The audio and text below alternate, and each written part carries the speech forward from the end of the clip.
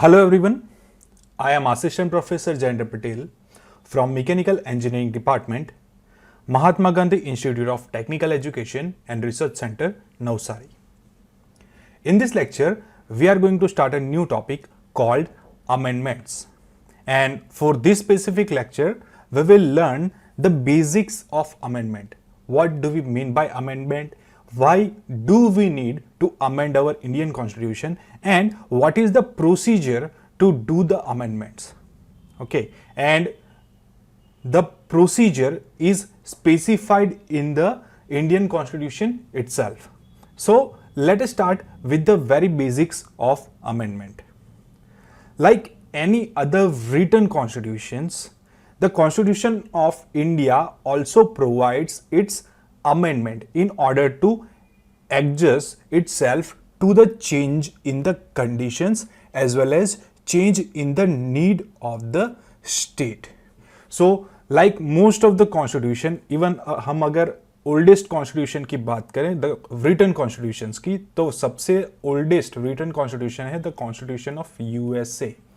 And most of the time जब भी constitution written होता है तो वो सबसे रिजिड कॉन्स्टिट्यूशन माना जाता है. मोस्टली कॉन्स्टिट्यूशन रिटन इसीलिए बनाया जाता है कि वो सबसे रिजिड कॉन्स्टिट्यूशन बने. But our constitution makers want to make a written constitution, but they do not want to make it completely rigid because they know that कि भाई आने वाले समय के साथ साथ जो कंडीशन चेंज हो गई उसके हिसाब से कॉन्स्टिट्यूशन में जो लिखे हुए डेटा है उसको भी चेंज करने की जरूरत पड़ेगी कुछ हद तक. सो इसीलिए the amendments are basically very necessary with the changing condition and the changing needs of the state, and that's why the procedure written in the Indian Constitution is basically neither as easy as the Britain Constitution, क्योंकि Britain की constitution की जो amendment procedure है एकदम simple है and not that much difficult as the procedure of the USA.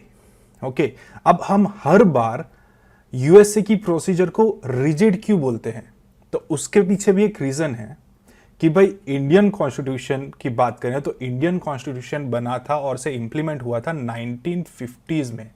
और अगर हम इंडियन कॉन्स्टिट्यूशन के अमेंडमेंट्स की बात करें तो as of now I am recording the lecture there are total 104 amendments made in the Indian constitution.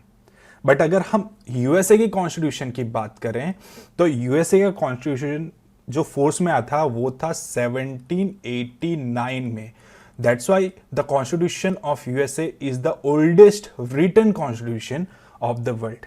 और अगर हम उसमें किए गए अमेंडमेंट्स की बात करें तो till the date last amendment जो हुआ था वो हुआ था 1992 में, और वो अमेंडमेंट था 27th अमेंडमेंट. अब आप सोच लो ये हुए हमारे total around 230 to 231 years, total हो गए हमारे 231 ईयर्स, और उसमें अमेंडमेंट हुए हैं 27. और हमारी गैप एक बार देख लो, हमारी अप्रोक्सीमेटली 70 ईयर्स हुए हैं और 70 ईयर्स में हमने अमेंडमेंट कर दिए हैं 104.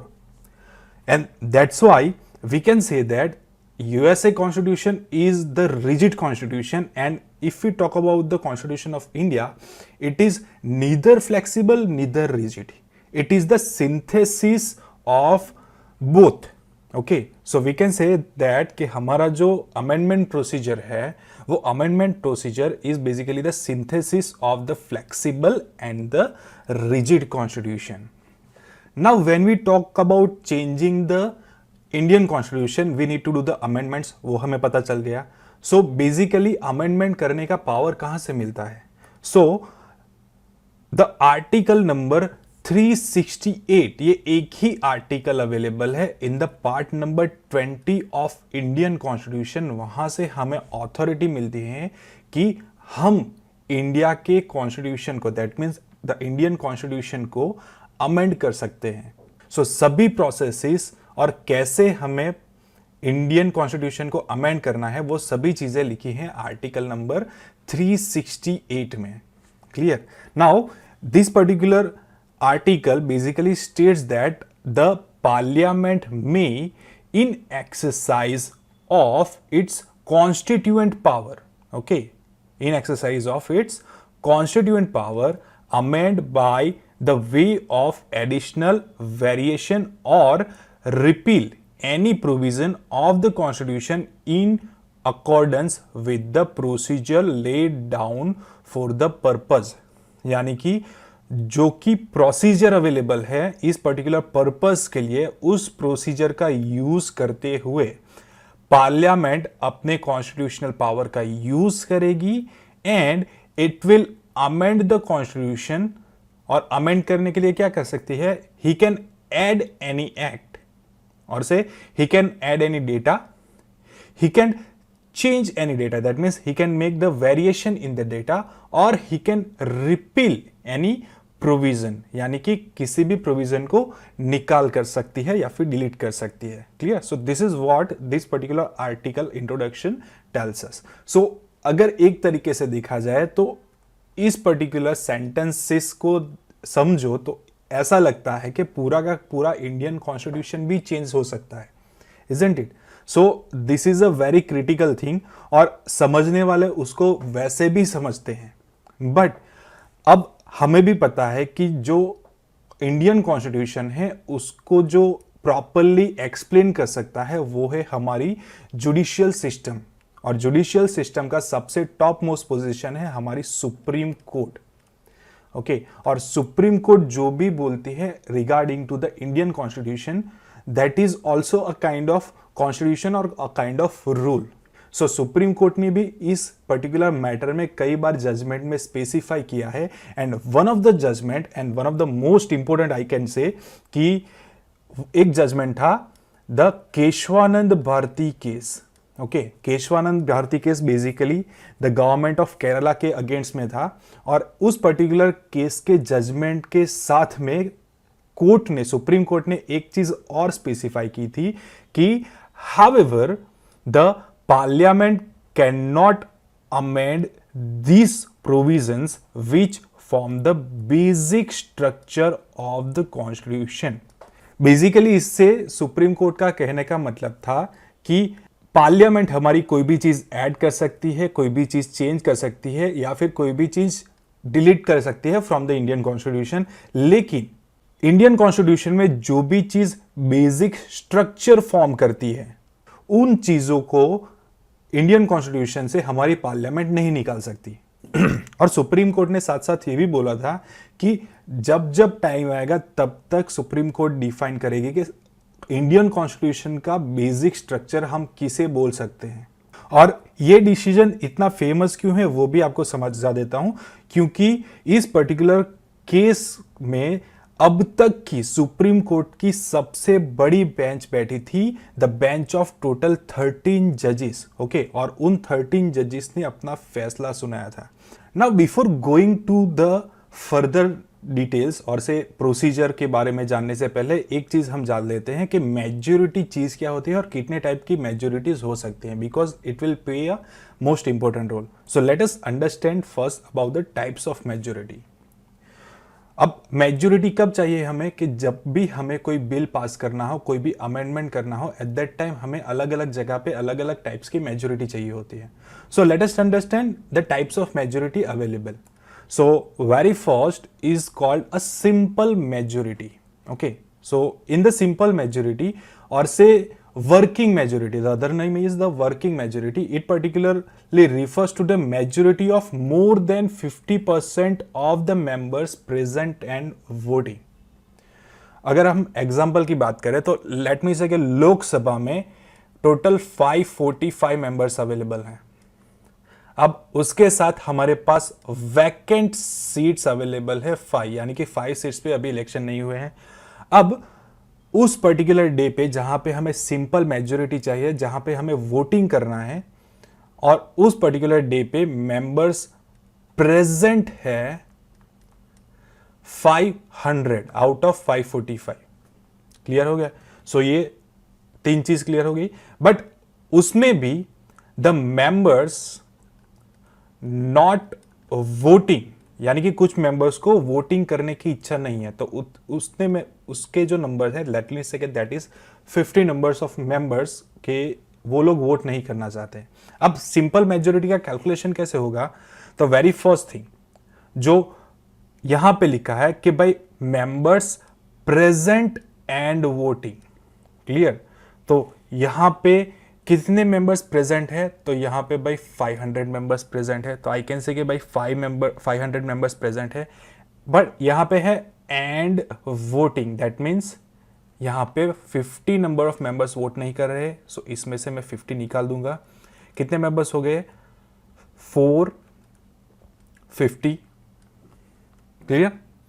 सो यहां पे 450 मेंबर हो गए। अब मेजोरिटी के लिए, यानी कि सिंपल मेजोरिटी से बिल पास करवाने के लिए हमें चाहिए मोर देन 50%। अब मोर देन 50% कितने हुए? तो 450 के मोर देन 50% कितने हुए? तो हमारे यहां 450 के मोर देन 50% हो गए 225, ये हुए एग्जैक्ट 50%। और मोर देन 55% के लिए हमें चाहिए 255 प्लस 1, दैट इज योर 226। सो इतने मेंबर्स हमें चाहिए फॉर द सिंपल मेजोरिटी, तब भी वो बिल्स पास हो सकेंगे, क्लियर? सो ये है हमारी simple majority. Now in most normal conditions and in the most common bills of the houses, like no confidence motion की बात होगी, उसके अलावा मोशन ऑफ द थैंक्स की बात होगी, सेंसस मोशंस की बात करें, एडजमेंट मोशन की बात करें, मनी बिल्स की बात करें, ऑर्डिनरी बिल्स की बात करें, कोई भी ऑर्डिनरी बिल हो गया, सो उस सभी में हमें सिंपल मेजोरिटी चाहिए, clear? Now the second one is the absolute majority. अब इस एब्सोल्यूट मेजोरिटी में क्या होगा? The particular majority refers to the majority of more than 50% of the total strength of the house. Now as of now the total strength of the house, इस particular example में ही ले लें तो लोकसभा में कितनी स्ट्रेंथ है? टोटल 545। अब 545 की टोटल स्ट्रेंथ, डजंट मैटर कि कितने मेंबर्स प्रेजेंट है, कितने लोग वोट नहीं कर रहे हैं, doesn't matter, but this is the total strength of the house. अब एब्सोल्यूट मेजोरिटी में क्या होगा? हमें चाहिए more than 50% of the total strength of the house. So इसमें कैलकुलेशन कैसे होगा? इस पर्टिकुलर वैल्यू का 50%, यानी कि इस पर्टिकुलर वैल्यू का 50% कितना हुआ? 272.5।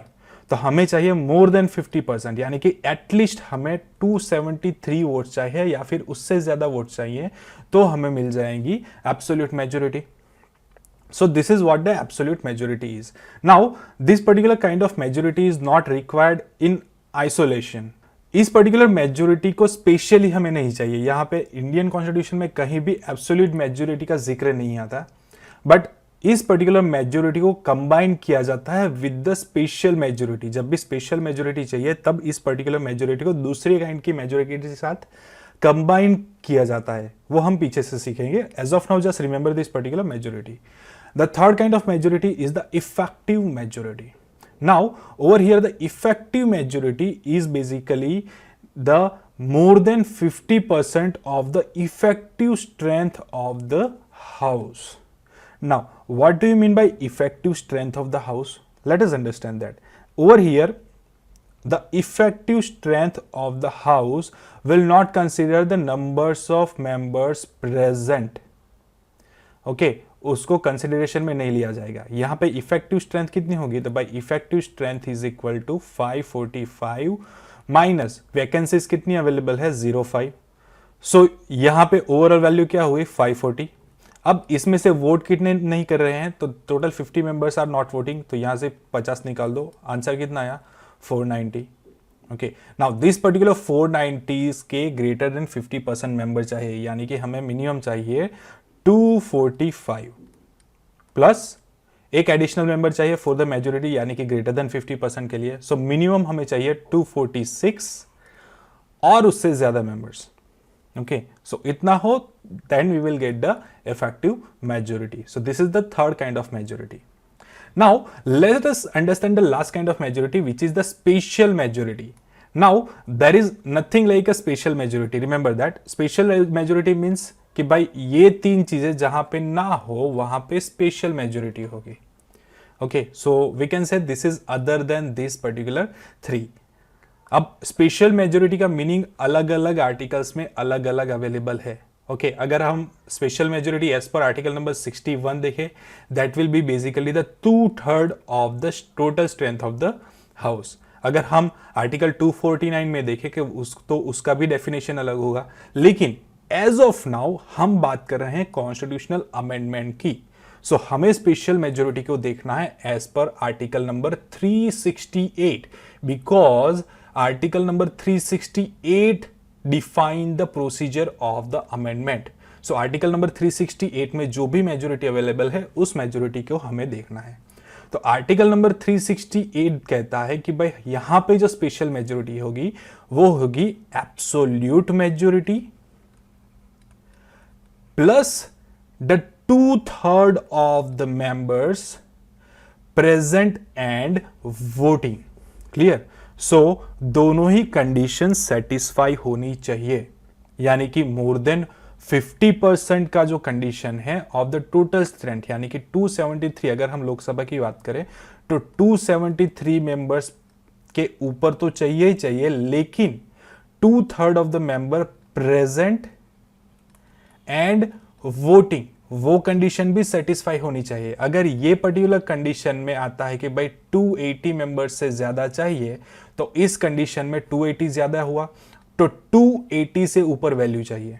क्लियर? सो दोनों ही कंडीशन एक साथ सेटिस्फाई होनी चाहिए। अगर कोई भी एक कंडीशन सेटिस्फाई ना हो तो उस कंडीशन में स्पेशल मेजोरिटी नहीं मिलेगी और बिल पास नहीं हो पाएगा। So clear? So once again, simple majority में क्या होगा? More than 50% of members presenting and voting, जो प्रेजेंट है उसका ही वोट गिना जाएगा और उसका ही 50% निकालेंगे।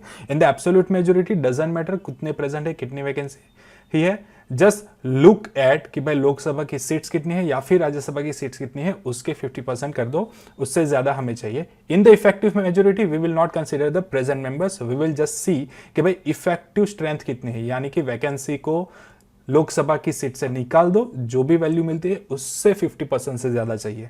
And in the special majority it is the majority कि भाई ये जो 3 मेजोरिटी है उसके सिवाय जो मेजोरिटी लिखी है उसे स्पेशल मेजोरिटी बोलते हैं, और ये मेजोरिटी हर एक आर्टिकल के हिसाब से अलग अलग है। अगर हम बात करें आर्टिकल नंबर 368 की, तो उसके हिसाब से स्पेशल मेजोरिटी क्या है? Bye absolute majority plus 2/3 of the members present and voting. Clear? यहां पे जो भी ज्यादा होगा उसको कंसीडर हम कर लेंगे, सो ऑटोमेटिकली दूसरी कंडीशन सेटिस्फाई हो जाएगी। Clear? So this are the types of majority. So let us start with the procedure of the amendment. Now, as I told you, the whole and sole article for any kind of amendment procedure in the constitution is article number 368, और उसी से सब कुछ define होता है। So let us understand कि amendment की procedure क्या है as per article number 368। Now as per the article number 368, an amendment of the constitution can be initiated only by the introduction of the bill for the specific purpose in either of the house. That means in the Lok Sabha or Rajya Sabha, in any one house it can be represented. So there is one limitation कि भाई जो state legislatures होते हैं उसमें ये represent नहीं होगा. It can be introduced only in the parliaments. Secondly, there is no limitation in the parliament.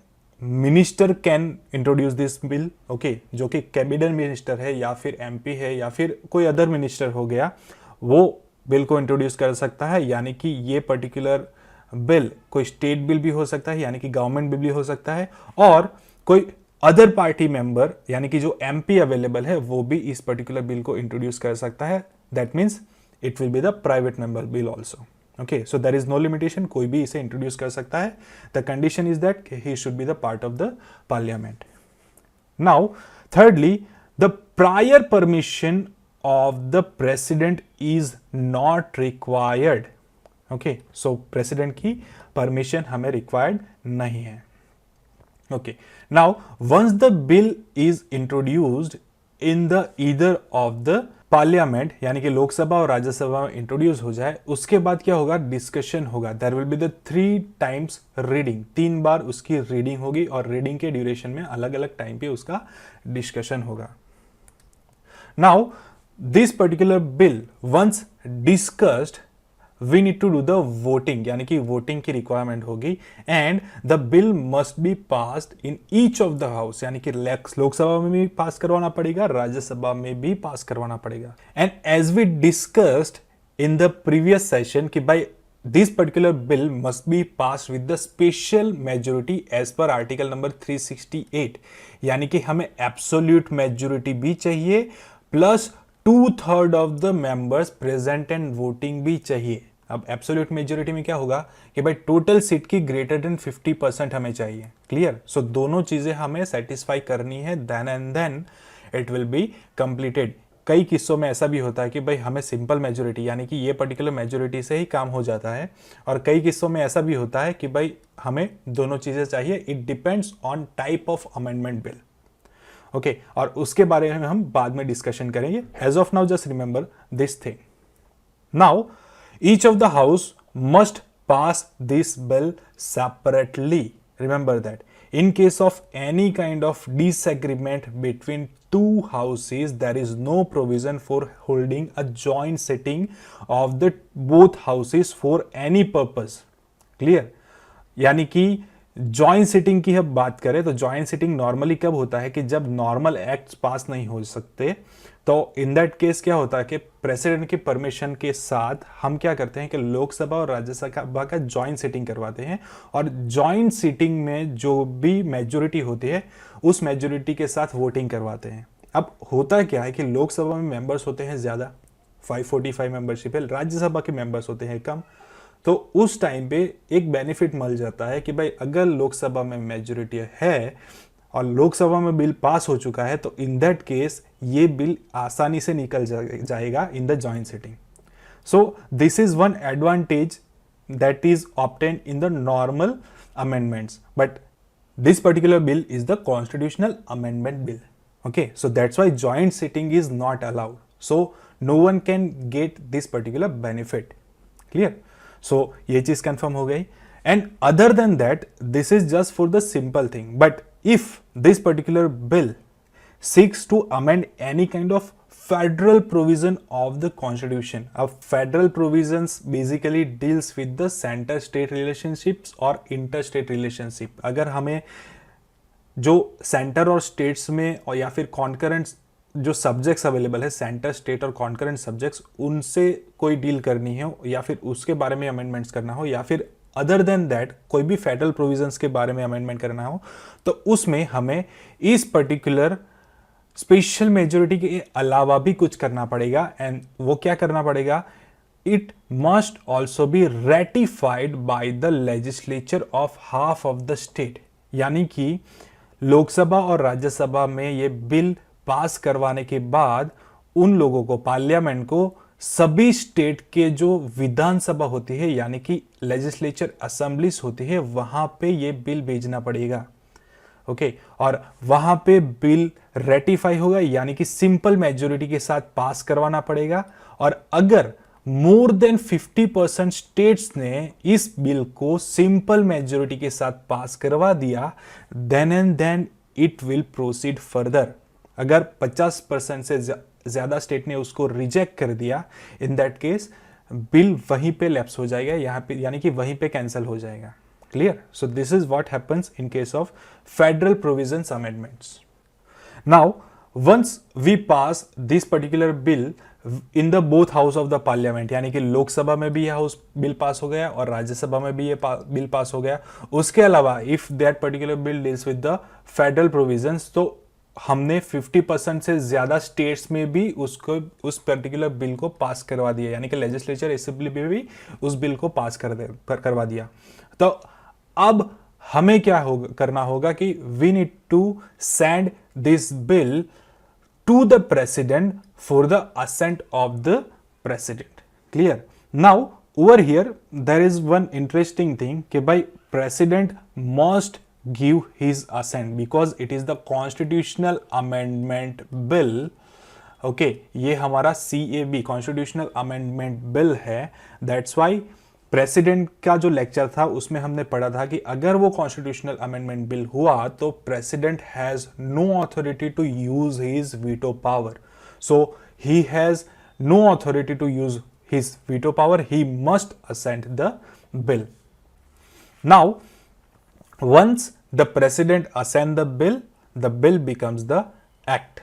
Clear? So after the president's assent, the bill becomes the constitutional amendment act and the constitution stand amended in accordance with the terms of the act. So जो भी change करना होगा constitution में तो इस particular bill के हिसाब से हो जाएगा. So this is what the complete procedure of the amendment of Indian Constitution. Now as I told you कि भाई many times हमें अलग अलग टाइप्स की मैच्योरिटी चाहिए और many times अमेंडमेंट भी अलग अलग टाइप्स के होते हैं. सो लेट अस अंडरस्टैंड कि भाई कौन कौन के टाइप के अमेंडमेंट्स हो सकते हैं और उसमें कौन कौन की टाइप की मेजोरिटीज हमें चाहिए. सो let us start with the types of amendment.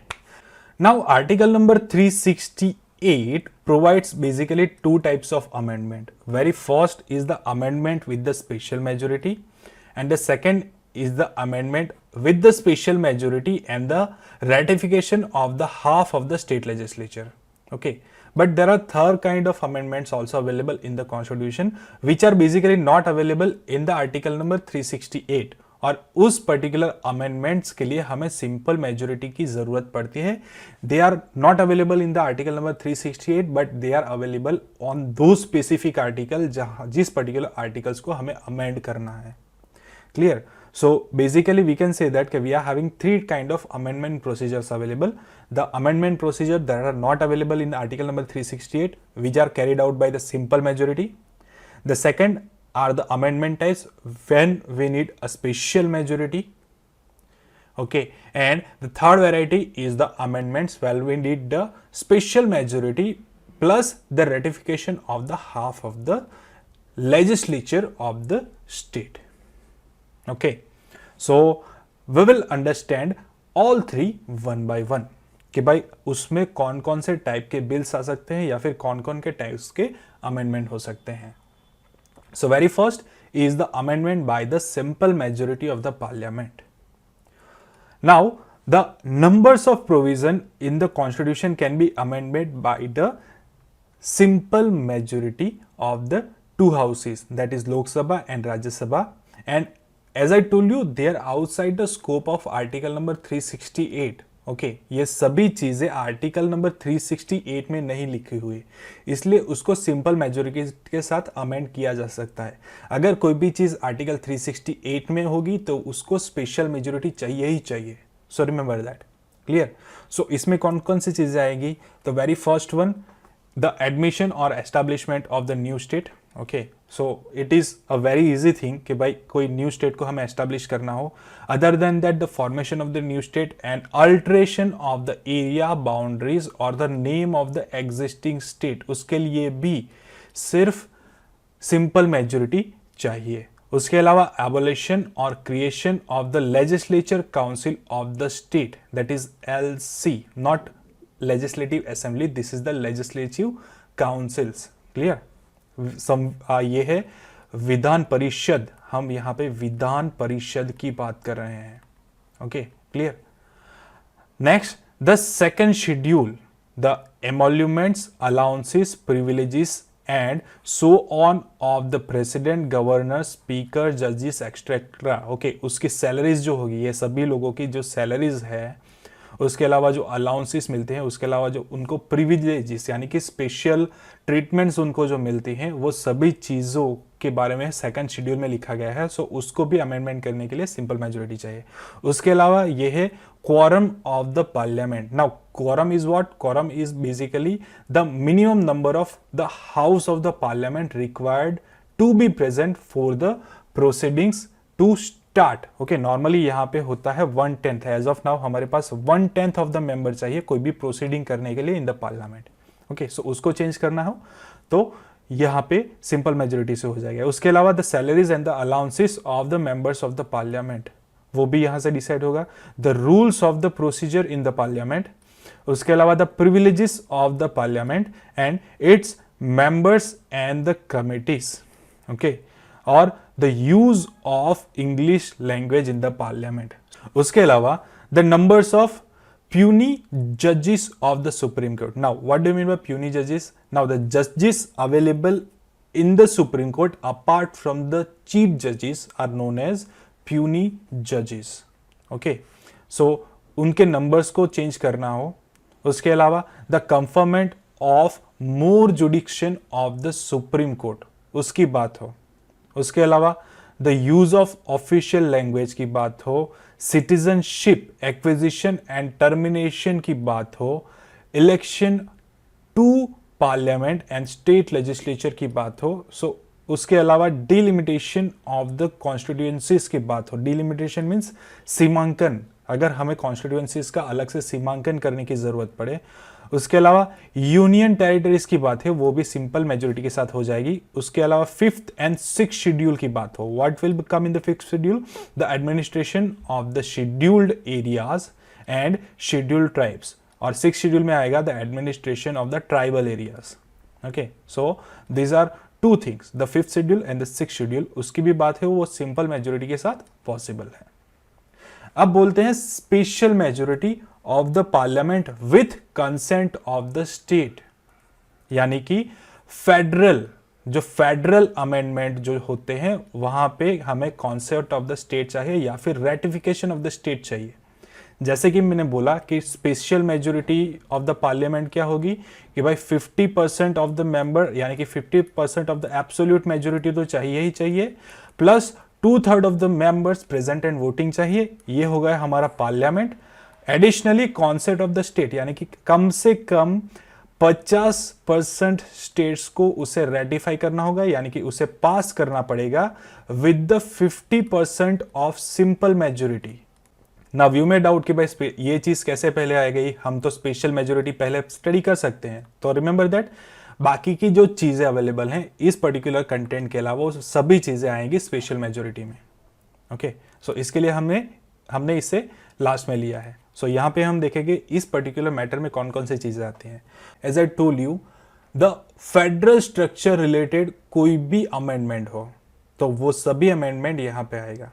Now as I told you, in this particular case what we need to do, we need the ratification of the states. Now many times it happens that कि भाई state अपना ratification देते ही नहीं है, ऐसा भी कई बार होता है. यानी कि states अपना एक तरीके से जो प्रेसिडेंट का पॉकेट वीटो होता है वैसे ही स्टेट अपना वीटो यूज करके उसे डाल देते हैं. कोई वीटो नहीं होता, लेकिन कॉन्स्टिट्यूशन में ऐसा कोई भी पार्ट नहीं है जहां पे मेंशन किया हो कि स्टेट को अपना रेटिफिकेशन किस टाइम पीरियड में देना होगा. And that's why state many times does some such kind of thing कि वो लोग क्या करेंगे कि भाई वो जो बिल होता है वो बिल को पास ही नहीं करवाएंगे या फिर रख के छोड़ देंगे. Okay, but it doesn't matter. अगर 50% से ज्यादा स्टेट्स ने ये बिल पास करवा दिया है, यानी कि रेटिफाई हो चुका है, बाकी के स्टेट मैटर नहीं करते. 50% से ज्यादा हो गया, काम खत्म, वो बिल पास हो जाएगा. Clear? So this is what the limitation, or say this is what the critical condition that may arise during this particular situation. So let us start कि भाई कौन कौन सी चीजें ऐसी होती हैं जिसमें हमें इस लेवल की मेजोरिटी चाहिए. So very first the election of the president and its manner. So election of the president को चेंज करना हो और उसकी पैटर्न को हमें चेंज करना हो तो उसके लिए हमें चाहिए. उसके अलावा the extent of the executive power of the union and the state, किस लिमिट पर दोनों स्टेट्स की पावर रहेगी उसके बारे में जो अमेंडमेंट हो. Then the supreme court and the high courts के बारे में कोई फैसला करना हो. The distribution of the legislative power between union and states की बात हो. Then after any of the list of the 7 schedule की बात हो, 7 शेड्यूल के कोई भी लिस्ट की बात हो. उसके अलावा representation of the states in the parliament की बात हो. अब ये रिप्रेजेंटेटिव ऑफ स्टेट क्या होता है कि भाई लोकसभा में और राज्यसभा में जो मेंबर्स जाते हैं तो वहां पे लोकसभा के मेंबर्स पीपल्स को रिप्रेजेंट करते हैं, राज्यसभा के मेंबर स्टेट को स्पेसिफिकली रिप्रेजेंट करते हैं. सो उसके पास कोई वैल्यू होती है कि भाई लोकसभा के मेंबर्स इन पीपल्स को रिप्रेजेंट करते हैं, इतने नंबर्स ऑफ पीपल्स को रिप्रेजेंट करते हैं. और सेम वे राज्यसभा में भी ऐसा ही होता है. तो उसके रिलेटेड कोई भी चेंजेस करना हो वो आएगा representation of the states in the parliament. So इसके रिगार्डिंग जो भी मॉडिफिकेशन होगा वो इसके हिसाब से होगा. Other than that the power of parliament to amend the constitution and its procedure because they affect the states also. That's why it will come over here. So ये सभी चीजें जो यहाँ पे अवेलेबल है वो सभी चीजें आएंगी absolute majority plus ratification of the states में. सो उसके अमेंडमेंट के लिए हमें दोनों चीजें चाहिए. Now let us go to the last one, यानी कि थर्ड कलेक्शन, जिसमें होती है special majority of the parliament, यानी कि absolute majority plus 2/3 of the members present and voting. Now the special majority is needed for 3 major things. The very first is the fundamental rights, जब हमें fundamental rights को change करना हो तब, और उसमें कुछ अमेंडमेंट करना हो, उसके रिलेवेंट कोई अमेंडमेंट करना हो तब. उसके अलावा डीपीएसपीज यानी कि directive principles of state policies में कोई चेंजेस करने हो. And third, the all other provisions which are not covered by first and the second category. Okay, जो हमने फर्स्ट एंड सेकंड कैटेगरी में प्रीवियस स्लाइड्स में देखा, उसमें जो भी चीजें कवर ना की गई है वो सभी चीजें यहां पे आ जाएगी, यानी कि उन सभी चीजों को हम स्पेशल मेजोरिटी के साथ कवर कर लेंगे. Clear? So this is what we will do in the special majority. So I think कि आपके पास फंडामेंटल क्लियर हो गए होंगे कि भाई कौन सी चीजें स्पेशल मेजोरिटी में आएगी, कौन सी चीजें सिंपल मेजोरिटी में आएगी, और कौन सी चीजें स्पेशल मेजोरिटी प्लस जो रेटिफिकेशन ऑफ द स्टेट है उसमें आएगी. Clear? Now let us check out the various kind of limitation, और we can say the criticism on the amendment procedure. So very first criticism says that there is no special provision for special body for amending the constitution, यानी कि constitution को amend करने के लिए कोई special body available नहीं है. In the India we are having the parliament who has all the authority to amend the constitution, and in some cases we are having the state legislatures. Okay, so ये thing available है. But when we talk about the USA has a special constitutional convention, or we can say the constitutional assembly for amending the constitution. ऐसी चीजें यहाँ पे available नहीं है. So this is one of the limitation of the Indian parliament. Secondly, the only parliament can initiate the amendment. There are only rare cases where the state legislature can only request, okay, and it completely depends on the parliament whether to accept it or not. Okay, और वो request भी कहाँ पे कर सकते हैं कि अगर स्टेट लेजिस्लेचर को जो लेजिस्लेटिव काउंसिल है उसको क्रिएट करना हो या फिर अबॉलिश करना हो. So in those case only state legislature can request. Clear? So this is one of the limitation. So in most of the cases the parliament only initiate the amendments. So यहाँ पे कहने का intention सिर्फ इतना है कि भाई parliament के अलावा किसी के पास अथॉरिटी नहीं है कि वो अमेंडमेंट को इनिशिएट कर सके. Now thirdly, the major part of the constitution can be amended by the parliament alone. Okay, so there is no need of the state ratification excepting some of the cases. Okay, so this is one of the limitation. Now when it comes to USA, there is 3/4 of the state majority required. हमारे यहाँ क्या होता है कि भाई state ratification भी होता है लेकिन लिमिटेड सेंस में होता है. जब फेडरल अमेंडमेंट्स की बात आती है तब भी होता है, उसके अलावा पार्लियामेंट ही सभी अमेंडमेंट्स कर देती है. So this is what the limitations over here.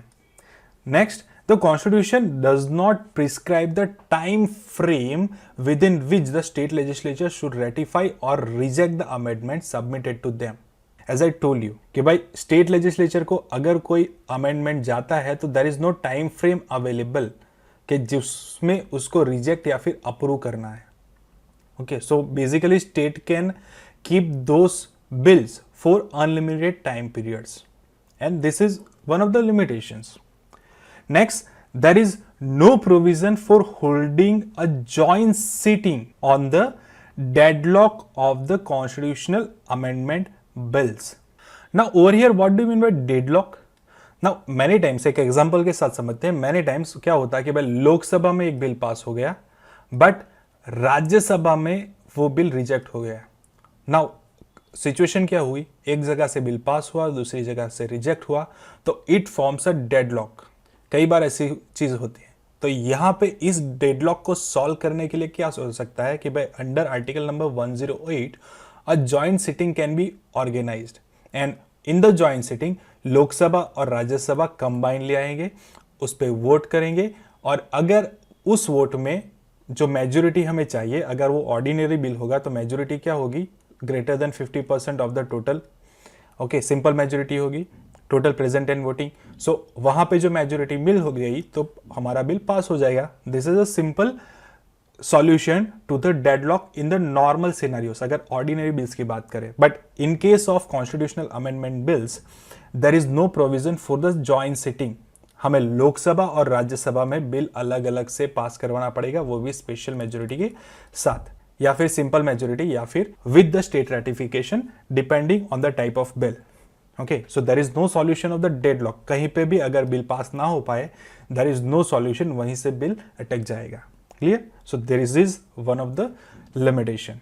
And lastly, the provision relating to the amendment procedure is too sketchy provision. Okay, so there are chances ke they leave wide scope of taking matters to the legislature. Legislature basically क्या होता है, हमारी supreme court और high court जो होते हैं वो उसको हम लेजिस्लेचर बोलते हैं।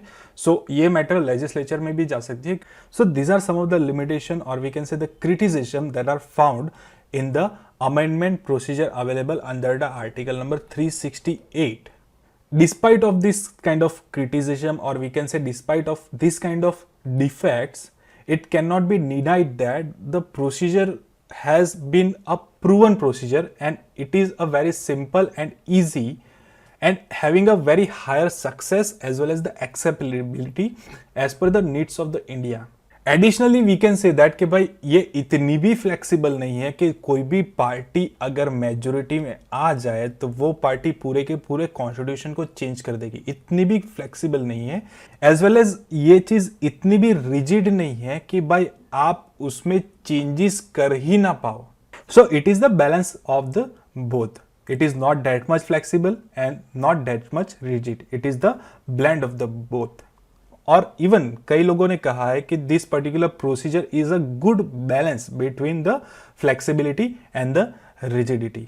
And in this particular context of the amendment procedure of the Indian constitution, the Pandit Jawaharlal Nehru said that while we want this constitution to be as solid and permanent as we can make it, there is no permanence in a constitution.